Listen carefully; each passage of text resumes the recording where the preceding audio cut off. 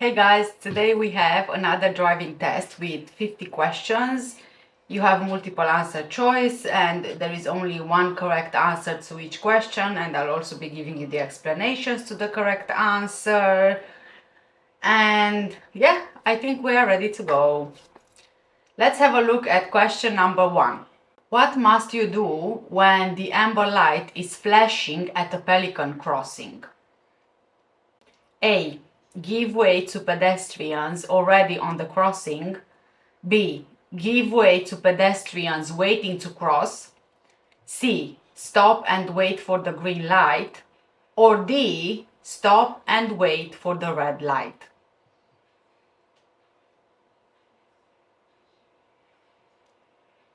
And the correct answer is A.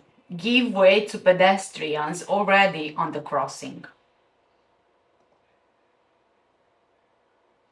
Pelican crossings are signal-controlled crossings operated by pedestrians. Push-button controls change the signals. Pelican crossings have no red and amber stage before green. Instead, they have a flashing amber light. This means that you must give way to pedestrians who are on the crossing, but if the crossing is clear, you can continue. Question number 2. What will reduce fuel consumption? A. Accelerating rapidly. B. Driving more slowly. C. Late and heavy braking. Or D. Staying in lower gears. And the correct answer is B. Driving more slowly.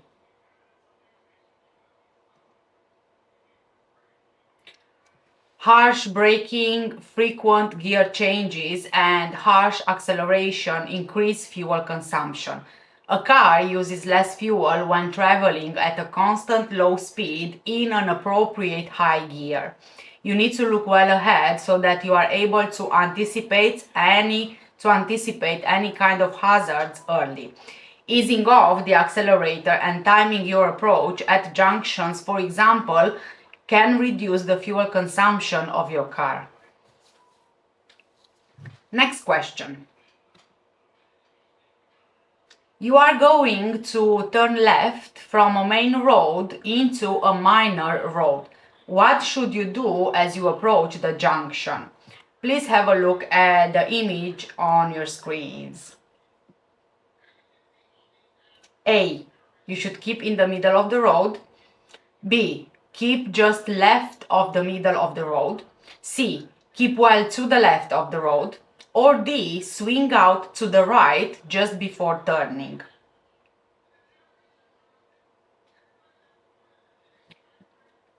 And the correct answer is C. Keep well to the left of the road.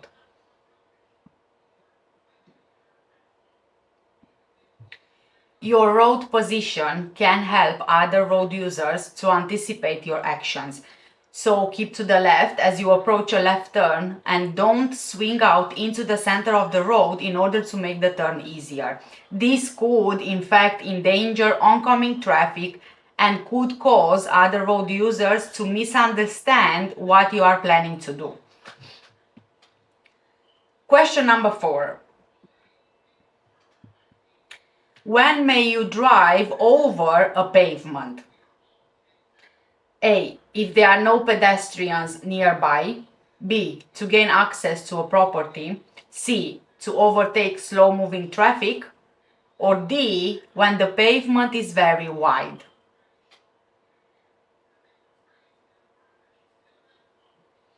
And the correct answer is B. To gain access to a property.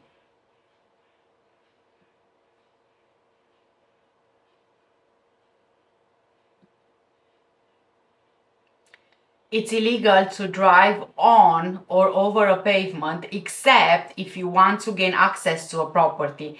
If you need to cross a pavement, you need to give priority to any pedestrians. Question number 5. How should you drive when you are driving along a road which has road humps? A. Accelerate quickly between the humps. B. Always keep to the maximum legal speed. C. Drive slowly at school times only. Or D. Maintain a reduced speed throughout.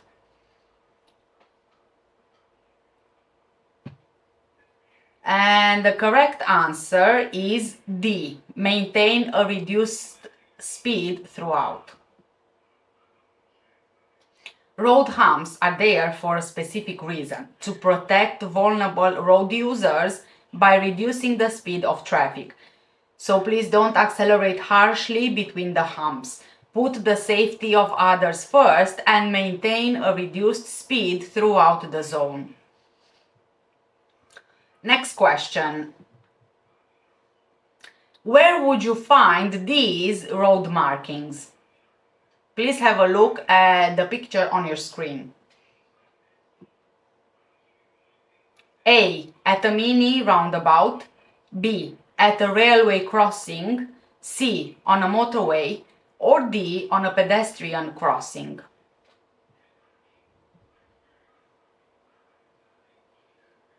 The correct answer is A.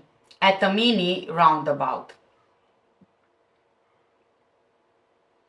These markings show the direction in which the traffic should go at a mini roundabout.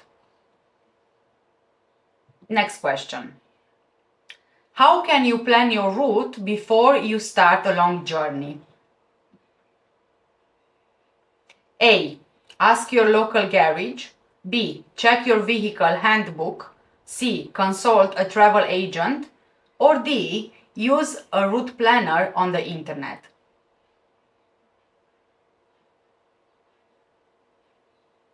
And the correct answer is use a route planner on the internet. So option D.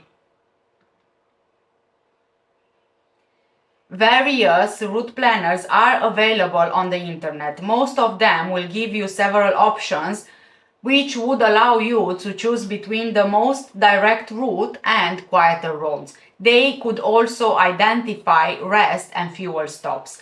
So please print off the directions and take these directions with you. Next question. Why should you check the information leaflet before taking any kind of medication? A. Drug companies want customer feedbacks on their products. B. Some types of medicine can affect your ability to drive safely. C. The medicine you take may affect your hearing. Or D. You may have to let your insurance company know about the medicine.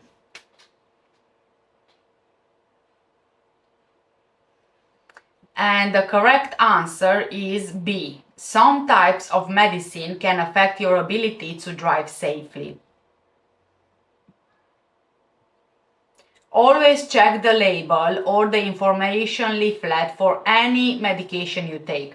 The medicine could affect your driving. If you are not sure, ask your doctor or a pharmacist. Next question. Which of these diagrams shows a hazard warning line?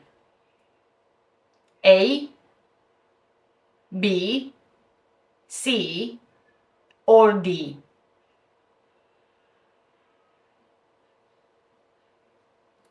And the correct answer is A.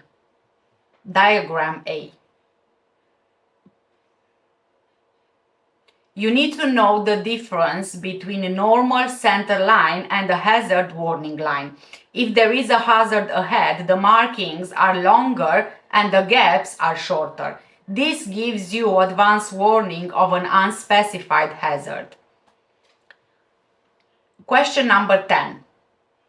What must you have when you apply to renew your vehicle tax?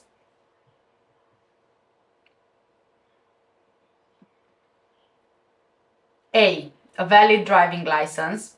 B. The handbook. C. The vehicle chassis number. Or D. Valid insurance.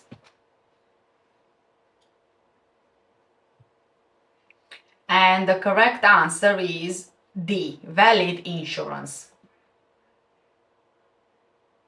You can renew your vehicle tax online at post offices and by phone using the DVLA Vehicle Tax Service. When you apply, make sure that you have all the relevant valid documents, including a valid MOT test certificate where applicable. Next question. What type of vehicle displays this yellow sign? A. A broken down vehicle.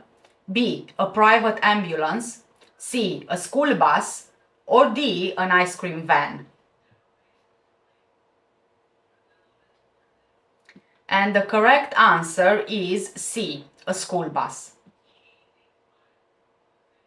Buses which carry children to and from school may stop at places other than scheduled bus stops. So be aware because they might pull over at any time to allow children to get on the bus or off the bus. This will normally be when traffic is heavy during rush hour. Next question. A police car is following you.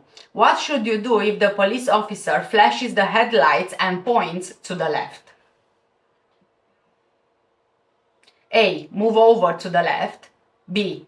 Pull up on the left. C. Stop immediately. Or D. Turn left at the next junction.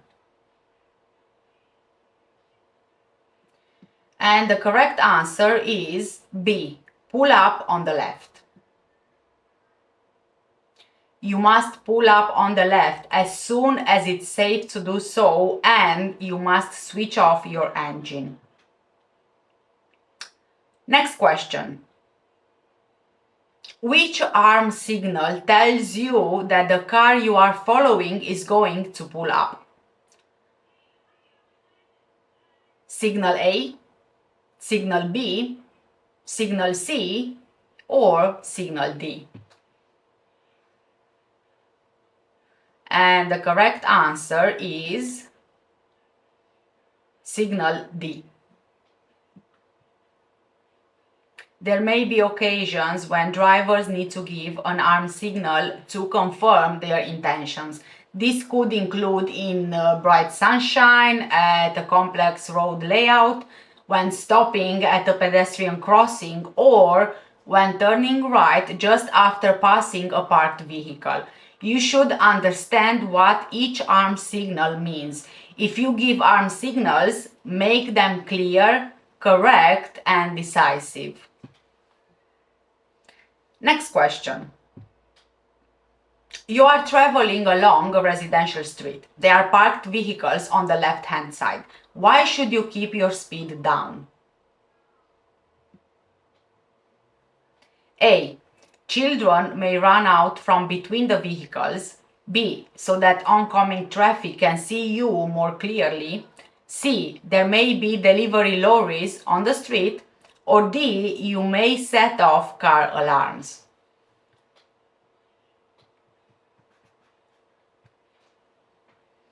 And the correct answer is A. Children may run out from between the vehicles. Travel slowly and carefully near parked vehicles. Beware of cars pulling out, especially bikes and motorbikes, pedestrians, especially children who may run out from between cars, or other drivers opening their doors. Question number 15. What will affect your vehicle's stopping distance? A. The condition of the tires. B. The speed limit. C. The street lighting. Or D. The time of day.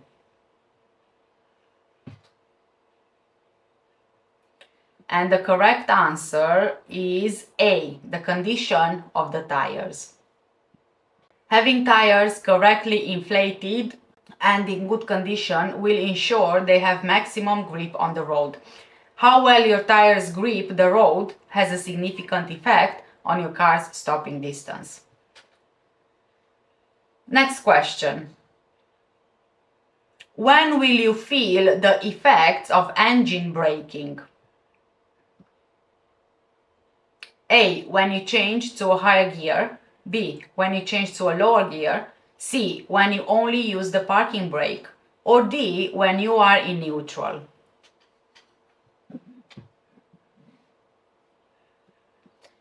And the correct answer is B. When you change to a lower gear. When you take your foot off the accelerator, engines have a natural resistance to turn caused mainly by the cylinder compression. Changing to a lower gear requires the engine to turn faster, and so it will have greater resistance than when it's made to turn more slowly. When going downhill, changing to a lower gear will therefore help to keep the vehicle's speed in check. Next question. You are driving on an icy road. What distance from the car in front should you drive? A. 8 times the normal distance. B. 4 times the normal distance. C. 6 times the normal distance. Or D. 10 times the normal distance. And the correct answer is D. 10 times the normal distance. Don't travel in icy or snowy weather unless your journey is essential. Drive extremely carefully when roads are or may be icy. Stopping distances can be 10 times greater than on dry roads. Next question. What action should you take when you see flashing amber lights under a school warning sign? A. Increase your speed to clear the area quickly. B. Keep up your speed and sound the horn. C. Reduce your speed until you are clear of the area. Or D. Wait at the lights until they stop flashing. And the correct answer is C. Reduce your speed until you are clear of the area. The flashing amber lights are switched on to warn you that children may be crossing near a school. Slow down and take extra care as you may need to stop. Next question. Why should you make sure that your indicators are cancelled after turning at a junction? A. To avoid damage to the indicator relay. B. To avoid dazzling other road users. C. To avoid flattening the battery. Or D. To avoid misleading other road users. And the correct answer is D. To avoid misleading other road users.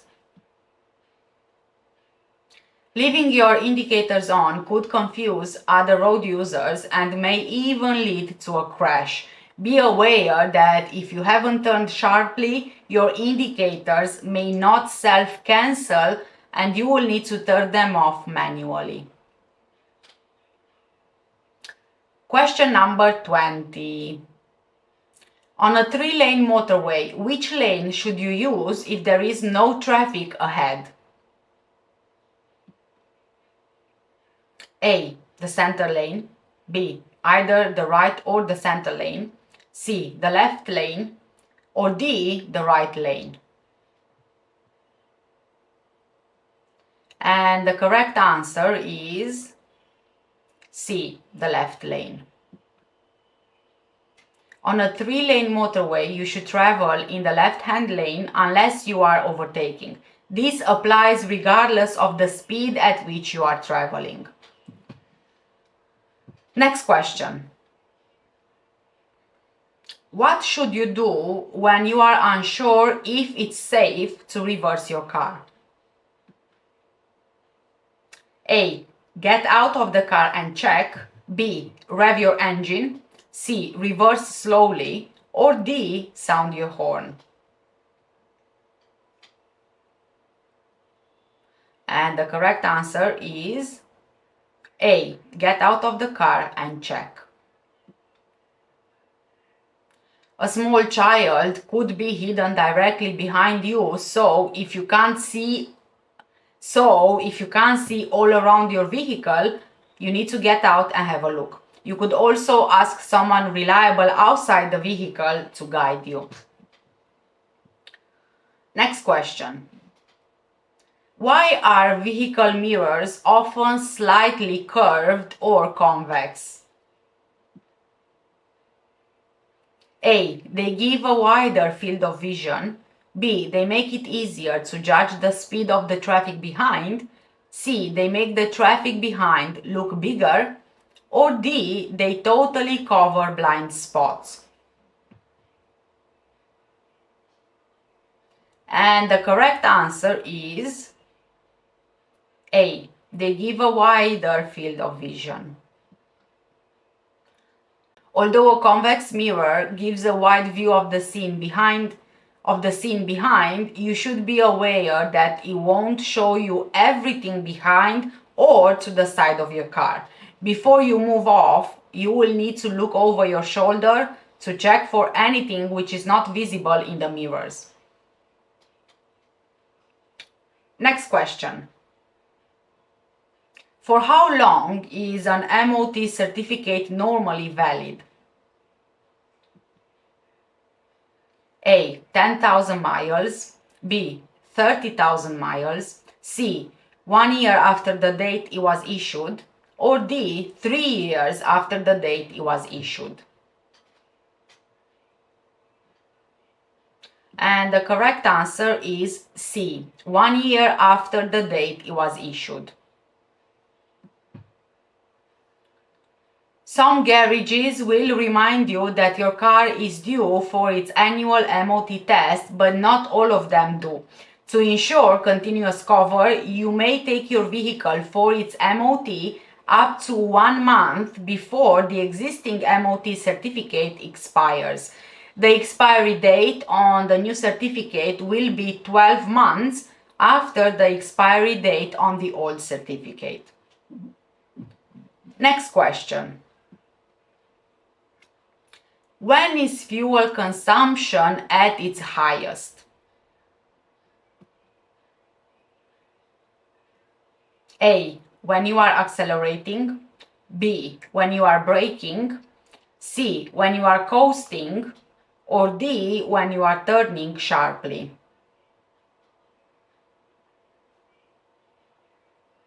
And the correct answer is A. When you are accelerating.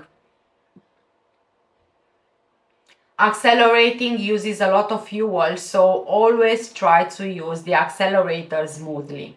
Taking your foot off the accelerator allows the momentum of the car to take you forward, especially when you are going downhill. This can save a considerable amount of fuel without any loss of control over your car. Question number 25. What restrictions apply if you are towing a trailer on a 3-lane motorway? A. You must have a stabilizer fitted. B. You must not exceed 50 miles per hour. C. You must not overtake. Or D. You must not use the right-hand lane. And the correct answer is D. You must not use the right-hand lane. The motorway regulations for towing a trailer states that you must not use the right-hand lane of a 3-lane motorway unless you are directed to do that. For example, if there are any roadworks or a lane closure, and also you must not exceed 60 miles per hour. Next question. What does this sign mean? A. Motorway contraflow system ahead. B. Traffic approaching you has priority. C. Two-way traffic crosses a one-way road. Or D. Two-way traffic straight ahead. And the correct answer is D. Two-way traffic straight ahead.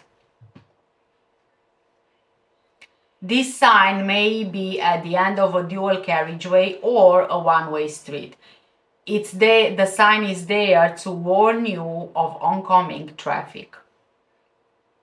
Next question. A cycle lane marked by a solid white line is in operation. What does this mean for car drivers? A. They may drive in the lane at any time. B. They may park in the lane. C. They may use the lane when necessary. Or D. They must not drive along the lane.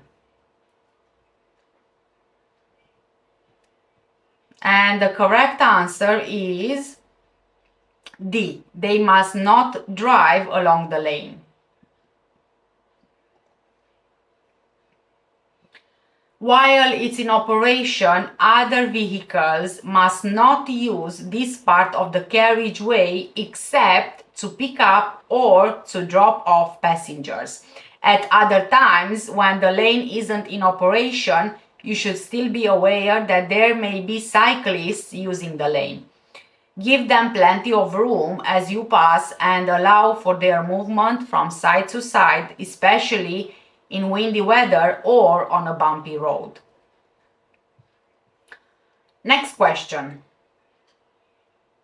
Where is your vehicle most likely to be affected by side winds? A. On a busy stretch of road. B. On a long straight road. C. On a narrow country lane. Or D. On an open stretch of road. And the correct answer is D. On an open stretch of road. In windy conditions, you need to be careful on exposed roads. A strong gust of wind can blow you off course. Watch out for other road users who are particularly likely to be affected, such as cyclists, motorcyclists, high-sided lorries, and vehicles towing trailers. Next question. Why would you fit chains to your wheels? A. To help prevent damage to the road surface. B. To help prevent skidding in deep snow. C. To help prevent the brakes locking. Or D. To help prevent wear to the tires. And the correct answer is B. To help prevent skidding in deep snow. Chains can be fitted to your wheels in snowy conditions. They can help you to move off without wheel spin or to keep moving in deep snow. You will still need to adjust your driving to suit these conditions. Question number 30. How can driving in a fuel-efficient manner help protect the environment? A. By increasing the number of cars on the road. B. By reducing exhaust emissions. C. Through increased fuel bills. Or D. Through the legal enforcement of speed regulations.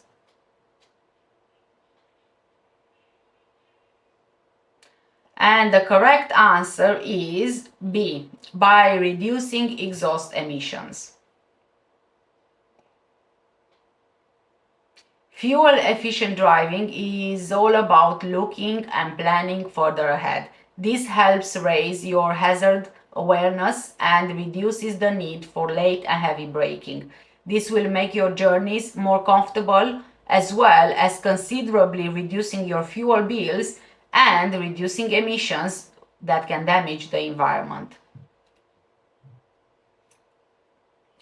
Next question. You are traveling along a motorway. Where would you find a crawler or climbing lane? A. Along the hard shoulder. B. Before a junction. C. Before a service area. Or D. On a steep gradient. And the correct answer is D. On a steep gradient. Large, slow-moving vehicles can hinder the progress of other traffic. On a steep gradient, an extra crawler lane may be provided for slow-moving vehicles to allow faster-moving traffic to flow more easily. Next question. What shape is a stop sign? Shape A, shape B, shape C, or shape D? And the correct answer is shape D. To make it easy to recognize, the stop sign is the only sign of this shape. You must stop and take effective observation before moving further. Next question. In winter, road signs can become covered by snow. What does this sign mean? A. Crossroads. B. Give way. C. Stop. Or D. Turn right. And the correct answer is C. Stop. The stop sign is the only road sign which is octagonal. This is so that it can be recognized and obeyed even if it's obscured, for example, like in this image, by snow. Next question. What does this arm signal mean? A. The driver intends to turn left. B. The driver intends to turn right. C. The driver is slowing down. Or D. The driver wishes to overtake.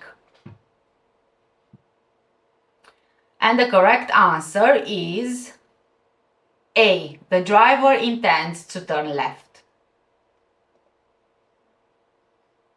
There might be an occasion where another driver will use an arm signal. This could be because the vehicle's indicators are obscured by other traffic. For such signals to be effective, all drivers should know their meaning.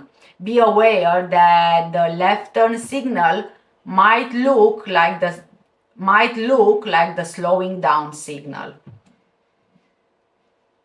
Question number 35. Which sign means that the national speed limit applies? Sign A, sign B, sign C, or sign D? And the correct answer is sign D. You should know the speed limit for the road on which you are traveling and the vehicle that you're driving. The different speed limits are shown in the highway code. Next question. The fluid level in your battery is low. What fluid should you use to top it up? A. Battery acid. B. Distilled water. C. Engine coolant. Or D. Engine oil. And the correct answer is B. Distilled water. Some modern batteries are maintenance free. So please check your vehicle handbook, and if you need to, make sure that the plates in each battery cell are covered with fluid.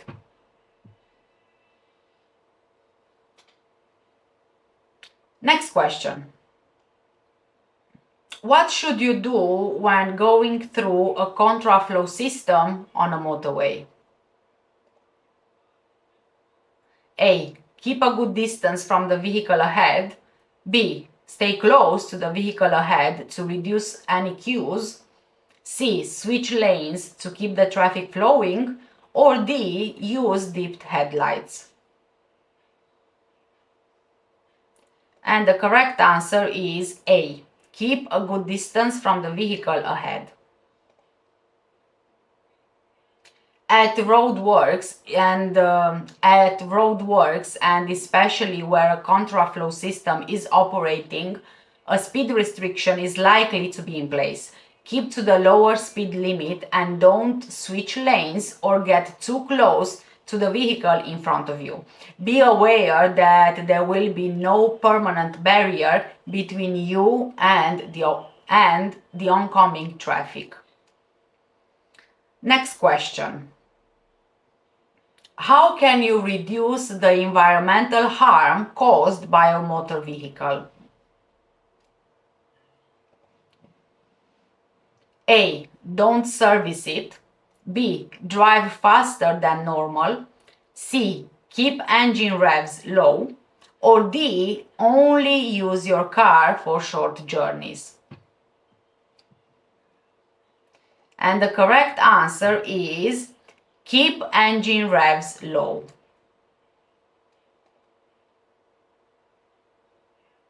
Engines that burn fossil fuels produce exhaust emissions which are harmful to health. The harder you make the engine work, the more emissions it will produce. Engines also use more fuel and they produce higher levels of emissions when they are cold. Anything you can do to reduce your use of fossil fuels will help the environment. Next question. When would you use the right-hand lane on a 3-lane motorway? A. When you are driving above the speed limit. B. When you are overtaking. C. When you are trying to save fuel. Or D. When you are turning right. And the correct answer is B. When you are overtaking. The right-hand lane of the motorway is for overtaking. Sometimes you may be directed into a right-hand lane because of roadworks or a traffic incident. This will be indicated by signs or officers directing the traffic. Question number 40. You are on a smart motorway. What does it mean when a red cross is displayed above the hard shoulder?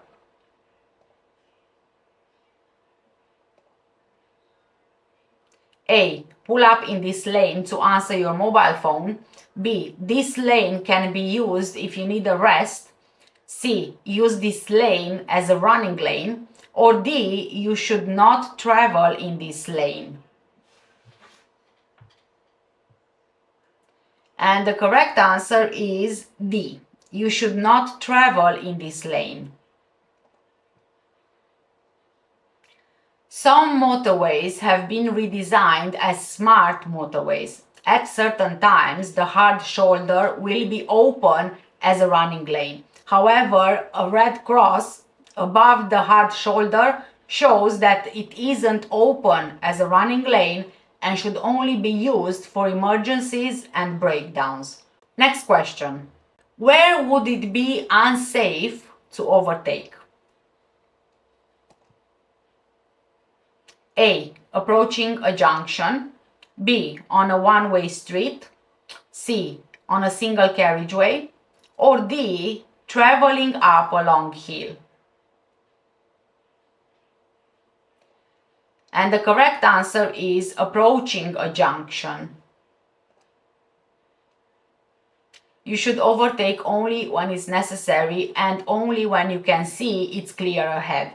Look out for road signs and markings that show it's illegal or would be unsafe to overtake, such as approaching junctions or bends. In many cases, overtaking is unlikely to significantly improve your journey time. Next question. Which sign shows that you are entering a one-way system? Sign A, sign B, sign C, or sign D? And the correct answer is sign B. If the road has two lanes, you can use either lane and overtake on either side. Use the lane which is more convenient for your destination unless signs or road markings indicate otherwise. Next question. What's the speed limit for a car towing a caravan on a dual carriageway? A. 40 miles per hour, B. 50 miles per hour, C. 60 miles per hour, or D. 70 miles per hour. And the correct answer is C. 60 miles per hour. The speed limit for cars towing caravans or trailers on dual carriageways or motorways is 60 miles per hour. Due to the increased weight and size of the combination, you should plan further ahead. Take care in windy weather, as a strong side wind can make a caravan or a large trailer unstable. Next question. You are driving along a country road and you see this sign, the sign on your screen. What should you do after dealing safely with a hazard? A. Accelerate briskly. B. Check your tire pressures. C. Switch on your hazard warning lights. Or D. Test your brakes. And the correct answer is D. Test your brakes. If your brakes have been thoroughly soaked, you should check that they are working properly before you build up speed again. Before you do this, please remember to check your mirrors and consider what's behind you. Question number 45. What should you do if your vehicle pulls to one side when you use the brakes? A. Change gear and pump the brake pedal. B. Have the brakes checked as soon as possible. C. Increase the pressure in your tires. Or D. Use your parking brake at the same time. And the correct answer is B. Have the brakes checked as soon as possible. The brakes on your vehicle must be effective and properly adjusted. If your vehicle pulls to one side when you brake, you need to take it to be checked by a qualified mechanic as soon as possible. Next question. You are driving along a wet road. How can you tell if your vehicle's tires are losing their grip on the surface? A. The engine noise will increase. B. The engine will stall. C. The steering will feel very heavy. Or D. The steering will feel very light. And the correct answer is D. The steering will feel very light. If you drive at speed in very wet conditions, your steering may suddenly feel lighter than usual. This means that the tires have lifted off the surface of the road and they are floating on the surface of the water. This is known as aquaplaning. Reduce speed but don't brake until your steering returns to normal. Next question. How does drinking alcohol affect your driving behavior? A. It improves judgment skills. B. It increases concentration. C. It increases confidence. Or D. It leads to faster reactions. And the correct answer is C. It increases confidence. Alcohol can increase confidence to a point where your driving behavior might become out of character. Sensible behavior might change to risk-taking behavior. So never let yourself or your friends get into this situation. Next question. What should you do when you are approaching traffic lights which have been green for some time? A. Accelerate hard. B. Be ready to stop. C. Brake hard. Or D. Maintain your speed. And the correct answer is B. Be ready to stop. The longer traffic lights have been green, the sooner they will change. Allow for this as you approach traffic lights that you know have been green for a while. They are likely to change soon, so you should be prepared to stop. Next question. You are waiting to emerge from a junction. The windscreen pillar is restricting your view. What should you be particularly aware of? A. Buses. B. Coaches. C. Lorries. Or D. Motorcyclists. And the correct answer is D. Motorcyclists.